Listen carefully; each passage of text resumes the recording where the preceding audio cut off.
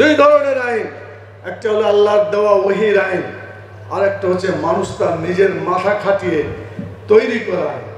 আচ্ছা বলেন কোন আইনটা ভালো হবে? মানুষের যে আইন, মানুষের ভুল হয় না? অতএব মানুষের তৈরি আইনের মধ্যে ভুল আছে, আর ভুল আইন নিয়ে যদি দেশ চলে, দেশে কোনোদিন শান্তি প্রতিষ্ঠা হবে না। দীর্ঘ 54 বছরের ইতিহাস, যত সরকার এসেছে কোন সরকার বাংলাদেশে শান্তি প্রতিষ্ঠা করতে পারে না, জুলুম অত্যাচার বন্ধ করতে পারে না। এই জুলুম অত্যাচার যদি বন্ধ হতে হয় তাহলে নির্ভুল আইন দরকার। সেই নির্ভুল আইনটা কার আইন? আল্লাহর কোনো ভুল আছে?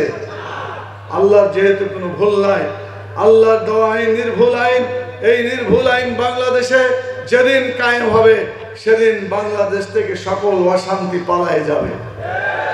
আন্দোলন করে আমরা জালেমকে তাড়াতে পেরেছি, কিন্তু জুলুম কি বাংলাদেশ থেকে চলে গেছে?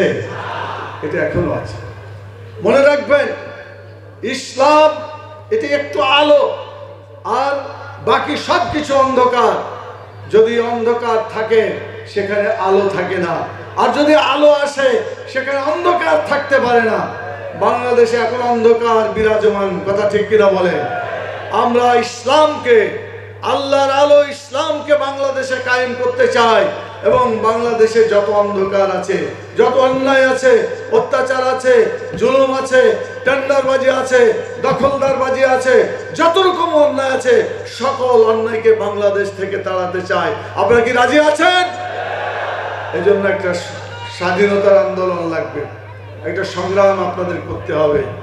প্রথম সংগ্রাম করে আমরা ভূখণ্ড পেয়েছি, আমরা একটা পতাকা পেয়েছি, আলহামদুলিল্লাহ। এরপরের সংগ্রাম করে যারা জুলুম করছিল, জুলুম যারা করছিল, তাদের মহানায়ক যে ছিল, তাদেরকে বাংলাদেশ থেকে বিতাড়িত করা হয়েছে, বলেন আলহামদুলিল্লাহ।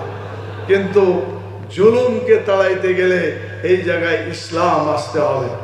ইসলাম হচ্ছে আলো। আলো যখন আসবে অন্ধকার পালাবে। মানুষের অত্যাচার, নির্যাতন, এগুলো সব অন্ধকার। বাংলাদেশ থেকে এই অন্ধকারকে কি আপনারা তাড়াতে চান? তাহলে আগামী দিনে ইসলামকে বাংলাদেশে কায়েম করার জন্য কি প্রস্তুত আছেন? আমাদের স্লোগান হবে আল কোরআনের আলো। শুধু ঘরে ঘরে জ্বালবেন, ঘরে ঘরে জ্বাললে ঘর পর্যন্তই থাকবে, গোটা দেশের কপালে কোরআনের আলো জুটবে না।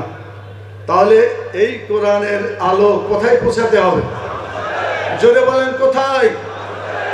জাতীয় সংসদ এমন একটা জিনিস, যেই জায়গায় যে আইন পাশ করবেন গোটা দেশে সেটা বাস্তবায়িত হবে, কথা ঠিক কিনা বল?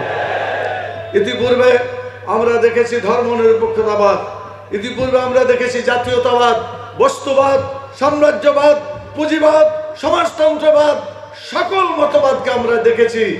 এই জাতীয় সংসদে পাশ করে গোটা মানুষের কপালে দুঃখ এনে দিয়েছে, কথা ঠিক কিনা বল? এখন দুঃখ তাড়াইতে হলে আনতে হবে ইসলাম। আপনারা কি জাতীয় সংসদে ইসলামকে পৌঁছাতে চান? এরকম জালসার কথাবার্তা বললে, সম্মেলন করলে কি হয়ে যাবে? জাতীয় সংসদে লোক পাঠাতে হবে যারা কোরআনের আইনের পক্ষে কাজ করবে, কথা ঠিক কিনা বলে? এজন্য বাংলাদেশে যারা যারা ইসলামের পক্ষে কাজ করতে চাই তাদেরকে আমরা ঐক্যবদ্ধ করতে চাই। আমরা ভোট কেন্দ্রে একটি ব্যালট বাক্স রাখতে চাই, যাতে ইসলামের ভোট এক জায়গাতে পড়তে পারে, কথা ঠিক কিনা? আপনাদের এই ঝালকাঠির আশপাশে যত জেলা আছে, যত ইসলামী প্রতিষ্ঠান আছে, দিনের কাজ যারা করে যাচ্ছে, তাদের সবারই সাথে যোগাযোগ হয়েছে এবং হচ্ছে, আগামীতে আরো হবে ইনশাআল্লাহ। আমরা চাই ইসলামী ব্যালট বাক্স যদি একটা ব্যালট বাক্সে পড়ে, ইনশাআল্লাহ বাংলাদেশে ইসলামকে কেউ ঠেকাতে